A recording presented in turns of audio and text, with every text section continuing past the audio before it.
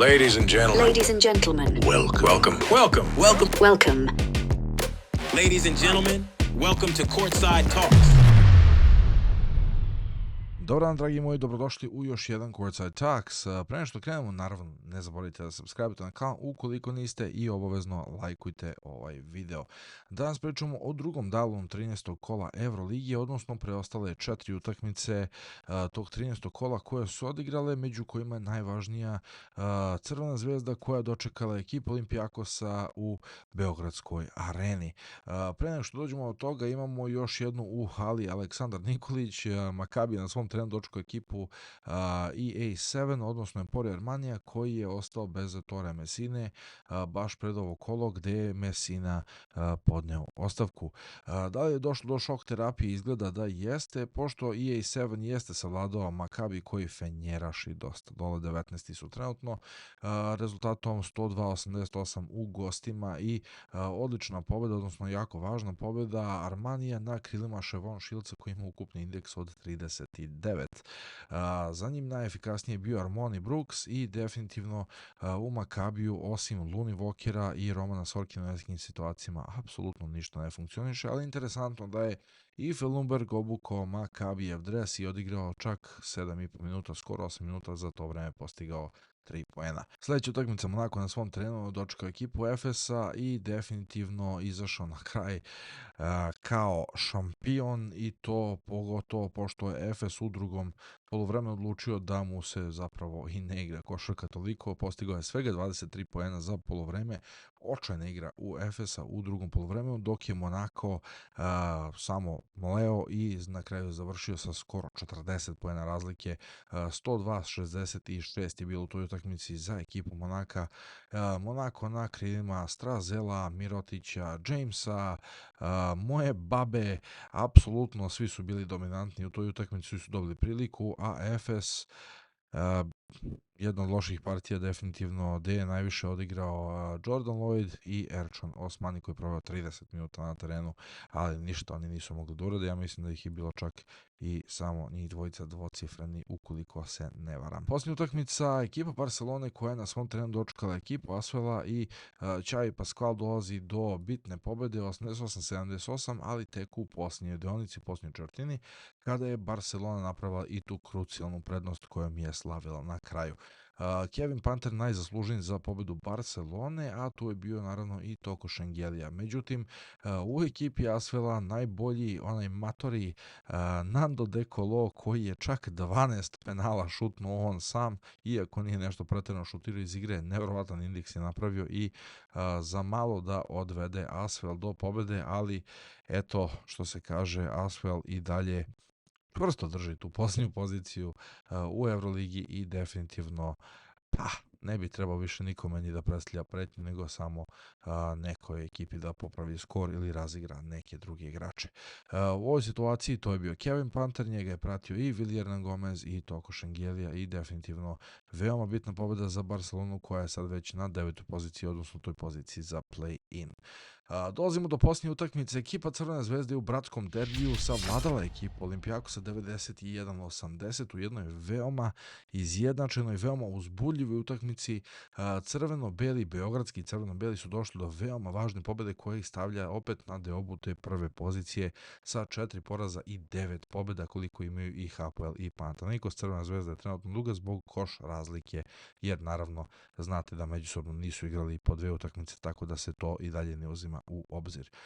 Crvena zvezda odlična i može se reći da Crvena zvezda i tekako pod palicom Saša Obradovića zna šta radi.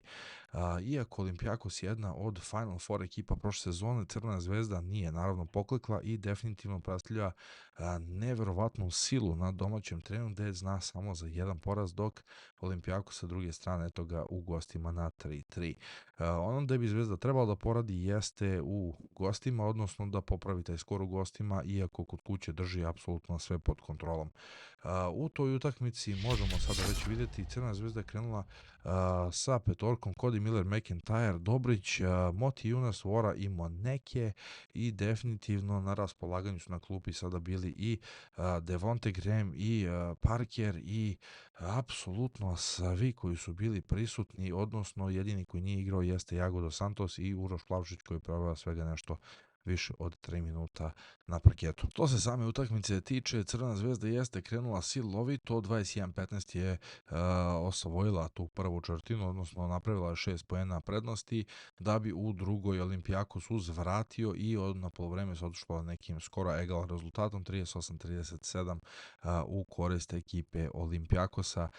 Vrlo zanimljiva utakmica, prvo polovreme vrlo tvrda i čvrsta utakmica i definitivno nešto što je trebalo preseći na jednu i na drugu stranu. Sa druge strane Olimpijakos je predvodio Saša Vezenkov koji je bio neprekosnoven, odnosno njemu prosto ne može čovjek ništa. Podsjetio na onog Saša Vezenkova koji je bio i MVP pre 2 ili 3 sezone i definitivno Crvena zvezda koja je morala da pali iz svih mogućih oružja, to jeste i učinila. Cody Miller McIntyre u prvom polovremenu nije bio toliko precizan za van linije 6.75, ali drugo polovreme je totalno drugačije, odnosno drugo polovreme kada je trebalo da se stisne, kada je trebalo da se preokrene, tu je bio i Cody, tu su bili i Butler i Graham koji su bili odlični. Graham je sakupio mnogo indeksnih poena, da ne kažem, Graham je sakupio 15 indeksnih poena na svega 3 trojke, odnosno 3 od 5 šuta iz igre za 3 poena, jer je imao i 4 skoka, 4 asistencije. Butler je također dodao 4 skoka, od čega 3 ofanzivna skoka.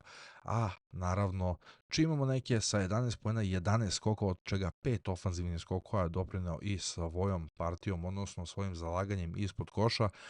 Znala je Zvezda da će biti tvrdo protiv Nikole Milutinova i Donta Hola i definitivno Moneke uskočio tu kao veliko i odlično rešenje, a Semi Ojeleye koji je bio mnogo precizan je dosta doprineo i dok ga je Milutinov čuvao i definitivno taktika Crvene zvezde da izvuče Milutinov, odnosno na Šemi šutira trojke, bio je precizan, donelo rezultat i upravo na krilima svih igrača je Zvezda timski pobedila u ovoj utakmici sa 11 poena razlike. Crvena zvezda je u drugom poluvremenu, odnosno u trećoj četvrtini poklekla, napravio Olimpijakos deficit od 6 poena, odnosno 27-22 je na kraju završio tu četvrtinu i onaj jedan poen sa poluvremena. Eto, dva poseda prednosti za ekipu Olimpijakosa, ali Crvena zvezda u posljednjoj deonici se pretvara u mašinu koja daje 32 poena za jednu četvrtinu, a prima svega 15. Crvena zvezda je u posljednjoj deonici od 16 šuteva promašila 5, dala 11. Od tih 11 šuteva čak 6 su bili izvan linije 6.75 i 6 preciznih trojki iz 10 šuteva. Zvezda je rafalom Gerarda Butlera, Devonte Grahama, Nikole Kalinića iz ćoška samlela Olimpijakos koji prosto nije mogao da izađe na kraj, iako jeste imao tu prednost ulazeći u posljednju deonicu. Olimpijakos sa druge strane jeste tu posljednju deonicu dosta slabije šutirao i upravo je to ta prednost koju je Zvezda napravila i održala do kraja, gde je prosto svela protivnika, hajde tako da kažem, na taj mali broj koševa iz igre i prosto držala momentum, držala ritam i privela utakmicu kraju kako, što se kaže, Bog zapoveda. U svakom slučaju, kada pogledamo statistiku, vidjet ćemo je nešto što je veoma interesantno, to da su vrlo izjednačene bile i jedna i druga ekipa. Jedna i druga ekipa su, iako statistika kaže da je sve manje više na Zvezdinoj strani, bile tu negde. Jedina velika razlika jeste bila u izgubljenim loptama, da je Zvezda imala čak 6 izgubljenih lopti manje. Što se skokova tiče, jedan skok više za Zvezdu, asistencije 20-20, indeksni poen je dosta u korist Zvezde, ali procenti šuta u korist Zvezde, mada ne za toliko, za svega 4%, odnosno Olimpijakos jeste poprilično dobro igrao, ali eto ta četvrta deonica im prosto nije pomogla i naravno nešto bolji procenat sa linije penala za ekipu Crvene zvezde. Sve ostalo što se tiče ove utakmice je bilo vrlo izjednačeno do te posljednje deonice kada je Zvezda presekla, napravila prednost, održala je i došlo do veoma važne pobede. Moram vam reći da ovakve utakmice zapravo prave upravo pojavu ono čemu navijači treba da se nadaju, a to je šampionskoj ekipi Crvene zvezde. Iako je ostalo 25 kola do kraja da se igra, iako je još dosta ostalo da se igra, iako treba pre svega sačuvati zdravlje, pa potom sve ostalo, Crvena zvezda u ovih 13 kola deluje poprilično opasno. Deluje vrlo opasno, deluje da je već roster takav da imaju i dubinu klupe, da kogod uđe možda šutne, da kogod uđe možda napravi razliku. Saši Obradović je ostavljeno da napravi milion taktičkih zamisli protiv svake ekipe i da menja svoju taktiku tokom utakmice, jedino eto da se oporave još i centarske linije Crvene zvezde i ta kompletirana ekipa je moguća za apsolutno velike domete. Koliko može Crvena zvezda ostaviti u komentarima i kako vam ova igra deluje. Naravno ima tu još da se dotegne, da se uvede i dovede u formu, ali eto što se kaže, povratili su se neki igrači. Devonte Graham je upisao svoj prvi evroligaški duel sa 9 poena, Jared Butler tu s njegovi poene kad je bilo potrebno i nalazi sjajna rešenja. Jordan Vora sa 23 poena i 23 indeksom je definitivno onaj Jordan Vora koji je bio i pre povrede, tako da i to za pohvalu, a definitivno ova ekipa kada ovako igra možda rastereti i klupu, a možda rastereti i prvu petorku takvom igrom da svaki igrač ne osjeća veliki pritisak i da možda odigra najbolje što ume. U svakom slučaju, nadam se da ste uživali, kao što su i uživali navijači Crvene zvezde ovom velikom pobedom Crvene zvezde koja ih, opet kažem, stavlja u tu lidersku poziciju pred ovu pauzu reprezentativnu, iako to nije neka pauza, ali eto, reprezentativnu pauzu, neki mali odmor za neke igrače, za neke baš i ne, ali u svakom slučaju imaju zvezdaši čemu da se raduju i imaju ovakvu igri i tekako da zahvale pre svega Saši Obradoviću, a onda potom i cijeloj ekipi koja deluje vrlo naštimovano i deluje vrlo ozbiljno. Nadam se da ste uživali u klipu, ne zaboravite da subscribe-te na kanal, ne zaboravite lajkujte ovaj video i u komentarima se obavezno dopisujemo što se tiče igrača Crvene zvezde, napišite mi domete Devonte Grahama, pošto jedna evroligaška utakmica ne čini proleće, ali nadamo se da hoće. Uživajte, budite dobri i vidimo se koliko već sutra sa novim klipom. Ja sam Stefan i ćao.